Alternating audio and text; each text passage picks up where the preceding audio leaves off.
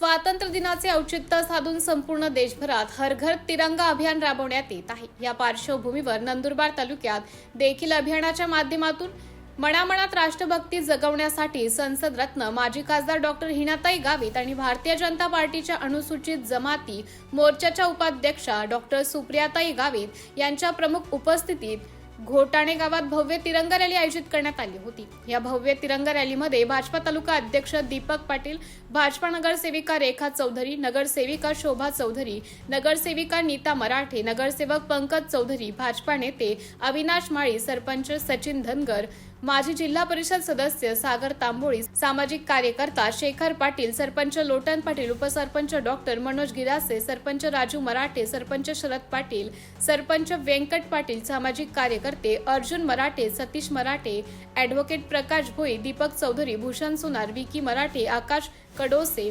जगदीश पाटील, रवींद्र गोसावी यांच्यासह भारतीय जनता पक्षाचे पदाधिकारी, कार्यकर्ते तसेच ग्रामस्थ, विद्यार्थी, शिक्षक, कर्मचारी वृंद मोठ्या संख्येने उपस्थित होते।